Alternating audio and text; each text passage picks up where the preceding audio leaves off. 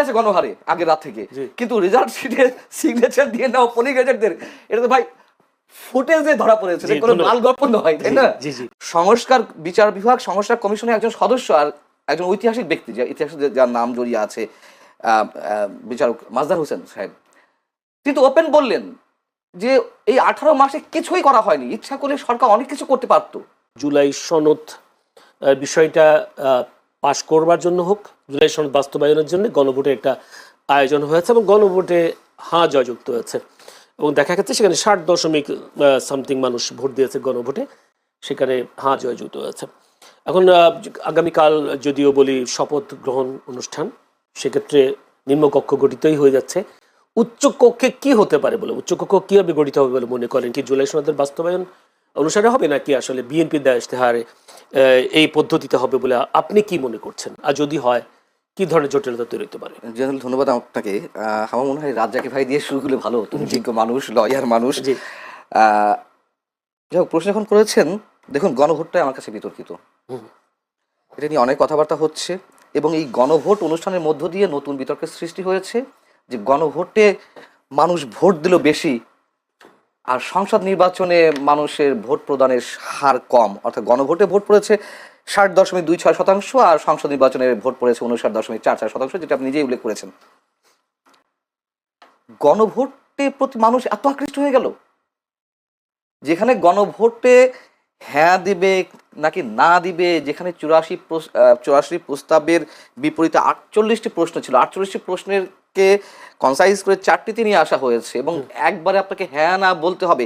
এই যে তুমুল বিতর্ক, এই বিতর্কের মধ্য দিয়ে আবার সেখানে ভোট প্রদানের হার বেশি, মানুষ যেখানে কনফিউজিং যথেষ্ট পরিমাণ করে। আপনি বুকে হাত দিয়ে বলুন তো, আপনি ভালো করে বুঝেন কিনা যে কটা প্রস্তাব দেওয়া হয়েছে, যে প্রশ্ন আপনি বুকে, আমি বুঝি না ভাই, আমি নিজে সহজ সরল ভাষায় কথা বলছি, আমি বুঝি না। অক্ষর জ্ঞান তো কিছুটা আছে, শিক্ষিত না হই, অক্ষর জ্ঞান তো আছে, তাই না? আমি তো বুঝি না, অনেস্টলি স্পিকিং।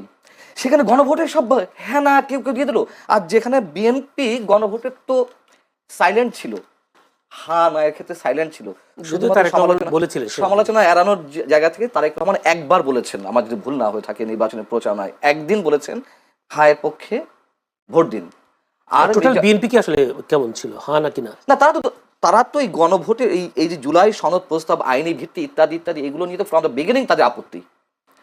তারপর দেখা যাচ্ছে যে জনগণকে হয়তো কেউ কেউ কোনো কোনো বিশেষ শক্তি ভুলভাল বোঝাতে পারে, ও তোমরা সংস্কারের পক্ষে না। আচ্ছা, সংস্কারের পক্ষে না, সংস্কারের পক্ষে তো আমরা সবাই। সংস্কার তো একটি চলমান প্রক্রিয়া। আজকে আমার পার্সোনাল একটি পডকাস্ট আছে, আপনি জানেন, সেখানে বিচারক মাজদার হোসেন সাহেবকে আমি ইনভাইট করেছিলাম। উনি তো সংস্কার কমিশনের সদস্য ছিলেন, উনি তো ফুললি ডিসঅ্যাপয়েন্টেড। সংস্কার বিচার বিভাগ সংস্কার কমিশনের একজন সদস্য আর একজন ঐতিহাসিক ব্যক্তি, যে ইতিহাসে যার নাম জড়িয়ে আছে, বিচারক মাজদার হোসেন সাহেব, তিনি তো ওপেন বললেন যে এই 18 মাসে কিছুই করা হয়নি, ইচ্ছা করলে সরকার অনেক কিছু করতে পারতো, আমাদের আশা ছিল ইন্টারিম গভর্নমেন্ট অনেক কিছু করবে, কিচ্ছু না। যে সেখানে আইন উপদেষ্টা বিচারকদের উপরে চোখ রাঙান, আইন উপদেষ্টা ইনডিরেক্টলি নির্দেশ দেন, এটাই কি সংস্কার? অতএব এই যে সংস্কারের প্রস্তাব, এই যে জুলাই সনদ আর সরকারের ইচ্ছা বা সরকারের যে ভরকেন্দ্রগুলো বা সরকারের বিহাইন্ড দ্য স্ক্রিন যারা সরকার চালিয়েছে, তাদের মধ্যে সংস্কার নিয়ে নানান ধরনের জটিলতা আছে। আচ্ছা, আমি মূল প্রশ্ন আছে উত্তরে, সেটি হচ্ছে আমাকে একটু বোঝান, এই যে উচ্চকক্ষ নিম্নকক্ষ খুব ভালো প্রস্তাব, প্রধানমন্ত্রীর মেয়াদ 10 বছরের বেশি থাকবে না একজনের ক্ষেত্রে, খুব ভালো প্রস্তাব, রাষ্ট্রপতি প্রধানমন্ত্রীর ভারসাম্যের মানে ক্ষমতার ভারসাম্য হবে, খুবই ভালো প্রস্তাব। কিন্তু এই যে গণভোটটা কি প্রয়োজন ছিল? আমি প্রথমে বলেছি এটি সংবিধান সম্মত নয়। দ্বিতীয় কথা হচ্ছে 2/3 ব্রুট মেজরিটি নিয়ে বিএনপি এখন ক্ষমতায়। এর আগে সংবিধান সংস্কার হয়েছে না? হয়েছে তো। এর আগে তো নানান আইনের সংস্কার হয়েছে, নতুন নতুন আইন প্রণয়ন হয়েছে, তার জন্য গণভোট প্রয়োজন আছে? আচ্ছা, এই 2/3 সংখ্যাগরিষ্ঠতা নিয়ে তো সংস্কার প্রস্তাব বিএনপি যা ইচ্ছা করতেই পারে। এই যে সংবিধান সংস্কার পরিষদ, এটি কেন, কোন উদ্ভট চিন্তা থেকে এটি এলো? এবং একই সঙ্গে প্রশ্ন, এটি দাবি তো মূলত এনসিপি এবং জামাতে ইসলামী ছিল, তাই না? সেই এনসিপি কেন এত কিছুর পরে, এত দিন পরে, নির্বাচন হয়ে যাওয়ার পরে, আজ কিবার রোববার আজকে তারা গেছেন বঙ্গভবনে স্বাক্ষর করতে? আপনি বুঝতে পারছেন না খেলাগুলো কোথায়? যারা প্রস্তাবক, যারা নিজেদেরকে বিপ্লবী বলছে, যারা এটার করতে যান প্রাণ দিতে মরিয়া হয়ে আছে, তারা কেন এতদিন পরে একেবারে নির্বাচন পরে গিয়ে স্বাক্ষর করতে গেল, তার আগে কেন স্বাক্ষর করলো না? এই প্রশ্নগুলো পাল্টা আপনাদের কাছে। তাহলে এটি দিয়ে কি হচ্ছে? তারপরে উচ্চকক্ষ গঠন হচ্ছে কি হচ্ছে না আমি একটু জানতে চাই। যদি গঠন হয় তাহলে কিভাবে গঠিত হওয়া উচিত? বিএনপি তো বলে আসছে যে আসনের ভিত্তিতে তারা উচ্চকক্ষ গঠন করতে চায়, আর জামায়াতে ইসলামী চায় পিয়ার পদ্ধতি। হ্যাঁ, সো এটা তো এখনো নিষ্পত্তিহীন অবস্থা আছে, নিষ্পত্তি হয়নি। নিষ্পত্তি না হলে কোনো জটিলতা তৈরি হবে, জটিলতা তো সৃষ্টি হতেই পারে। জামায়াতে ইসলামী 68 আসন নিয়ে আছে, আরো 6টা তাদের সহযোগীদের। সো এতগুলো আসন নিয়ে তারা তো শক্তিশালী বিরোধী দল হিসেবে উপস্থিত হয়েছে। যেহেতু নিম্নকক্ষে বিএনপি 2/3 ভোট পেয়েছে, সেখানে তাদের আইন পাস করতেও তো তার আর কোনো জটিলতা নাই। দুইটা প্রশ্ন উত্তর যদি আপনার শেষের প্রশ্ন উত্তর দিয়ে শুরু করি। সেটা হচ্ছে অবশ্যই তাদের কোনো সমস্যা না, তারা ব্রুট মেজরিটি পেয়েছে। যদিও ব্রুট মেজরিটি ইতিহাস বলে যে সংশ্লিষ্ট দলের জন্য ক্ষতির কারণ হয়, তারা এক না হয়ে ওঠার সুযোগ পায়। যাই হোক, এগুলো ভবিষ্যতেই বলবে যে বিএনপির ক্ষেত্রে আসলে কি হবে।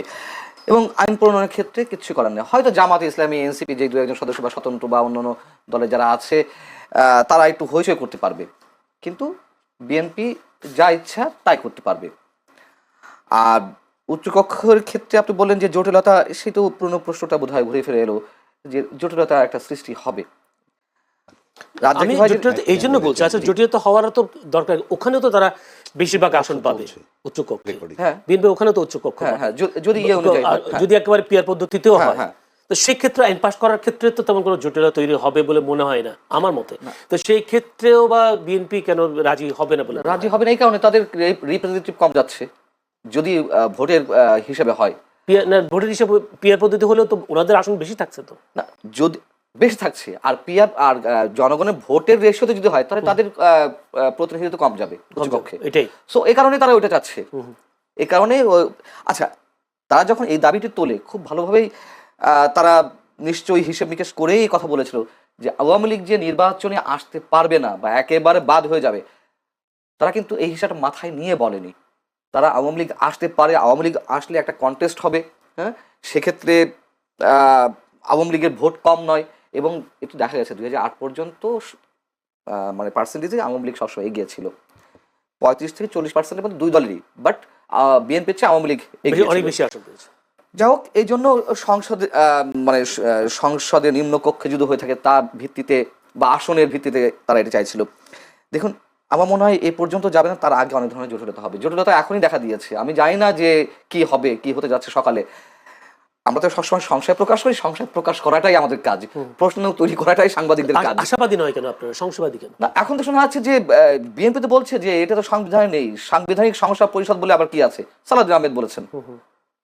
বিএনপির একাধিক সূত্র বলছে যে তারা একই সাথে সংসদ সদস্য হিসেবে এবং সংবিধান সংস্কার পরিষদের সদস্য হিসেবে ওত নিতে চায় না, তারা আগে এমপি হিসেবেই শপথ নিতে চায়, পরেরটা পরে। এদিকে নিশ্চয়ই সরকারের পক্ষ থেকে আপত্তি আছে, যেহেতু তাদের মধ্যে সরকারই আয়োজন করছে শপথের। কিন্তু বেশি হয়তো জামাত আছে, এনসিপি আছে, তারা আপত্তি জানাচ্ছে। এরই মধ্যে আমরা তো এ ধরনের খবর পাচ্ছি, আমি জানি না কতটুকু সত্য না মিথ্যা, তবে একেবারে তো উড়িয়ে দেওয়া যায় না। এটা তো সত্য কথা যে বিএনপি যেটা বলছে যে সংবিধান সংস্কার পরিষদ বলে কিছু নাই, অতএব ঝামেলা হচ্ছে। কি খবরটা পাচ্ছেন সেটা খবর পাচ্ছেন, ঝামেলা কিছু একটা হচ্ছে, সেই ঝামেলাটা কোথায় গিয়ে দাঁড়াবে এটা বুঝতে পারছি। আমরা তো বলেছিলাম, আপনারা এখানেও বলেছে যে আমি মনে করি না ডক্টর মোহাম্মদ ইউনূসের অধীনে কোনো নিরপেক্ষ নির্বাচন হতে পারে। আমি মনে করি না যে, এখনো বলছি, মানে এই কয়েকদিন আগে এসে বলেছিলাম যে নির্বাচন হবে কিনা, যথেষ্ট কনফিউজড, যথেষ্ট হয়ে গেল নির্বাচন হয়েছে। আবার এই কথাই বলেছিলাম যে আমাদের ধারণা যেন, আমাদের সংশয় যেন মিথ্যা প্রমাণিত হয়, এই কথাও বলেছিলাম। তার কারণ এই গভর্নমেন্টের কোনো কাজের প্রতি আমার কোনো আস্থা যায় না। ঐতিহাসিক নির্বাচন তো হয়েছে, এটা তো অস্বীকার করতে পারেন। ইতিহাস বলতে পারেন, সন্ধ্যার ভোট, মানে আমি না এগুলার বিতর্ক সৃষ্টি করতে চাচ্ছি না। যেহেতু আপনি বলেছেন ঐতিহাসিক হয়েছে, আওয়ামী লীগের সময় দিনের ভোট রাত 10টা থেকে শুরু হয়েছিল, আগের রাত 10টা থেকে, আর এই ভোট এই 2026-এ 12 ফেব্রুয়ারি ভোট আগের দিন সন্ধ্যা থেকে শুরু হয়েছে, সেদিক থেকে ঐতিহাসিক। আওয়ামী লীগের মতো একটি দল নেই, সেদিক থেকে ঐতিহাসিক। এই ভোটটা আরো এগিয়ে, আগের দিন রাতে কিন্তু সন্ধ্যা থেকে আওয়ামী লীগের জন্য লাভ হয়েছে। আওয়ামী লীগকে আমরা যে কারণে অপবাদ দিয়ে আসছি, কেন শুরু হচ্ছে বলে আপনি জানেন না? আপনি ফুটেজ দেখেননি? ব্যালট পেপার খোলা, ওই গণভোটের ব্যালট পেপার সামনে দেখা যাচ্ছে সন্ধ্যা থেকে, ওপেন ব্যালট বাক্সের উপরে। তারপরে আপনার রেজাল্ট শিটে সিগনেচার নিয়ে, আওয়ামী লীগের সময় এটি ঘটেনি। সিল মেরেছে গণহারে আগের রাত থেকে, কিন্তু রেজাল্ট শিটে সিগনেচার দিয়ে না পোলিং এজেন্টদের, এটা তো ভাই ফুটেজে ধরা পড়েছে, কোনো লাল গল্প নয়, তাই না? তো আপনি সেদিক থেকে ঐতিহাসিক, হ্যাঁ, নানান কারণ ঐতিহাসিক, এবং ঐতিহাসিক আরো একদিক থেকে পৃথিবীর ইতিহাসে কোনো নির্বাচন পাবেন না, নট অনলি বাংলাদেশ, পৃথিবীর ইতিহাসে কোথাও নয় যে একটা নির্বাচনের আগের রাত পর্যন্ত মানুষ কনফিউজিং অবস্থা থাকে নির্বাচন হবে কিনা। আচ্ছা, আমরা তা দেখলামও বিএনপি ক্ষমতায় এসে আওয়ামী লীগের রাজনীতি করার পথ সহজ হয়ে গেল কেমনটা মনে হচ্ছে। এই জন্য বলছি যে বিভিন্ন জায়গায় আওয়ামী লীগের কার্যালয়গুলো খোলা হচ্ছে, খুলে দিচ্ছে, জয় বাংলা স্লোগান দিচ্ছে, এবং বিএনপির নেতারা গিয়ে খুলেও দিচ্ছে এরকম। তাহলে কি বিএনপি ক্ষমতায় আসার কারণে আওয়ামী লীগের রাজনীতি করার পথটা সহজ হয়ে গেল কিনা? খুব স্বাভাবিক, খুব স্বাভাবিক, যেটি রাজাকে ভাই বলেছেন, সেই কারণে আওয়ামী লীগ খুশি। অন্তত রাজাকে ভাইয়ের এই পর্বের এই বক্তব্যে আমি সম্পূর্ণ একমত। সবাই খুশি, আমরা সবাই রাজা।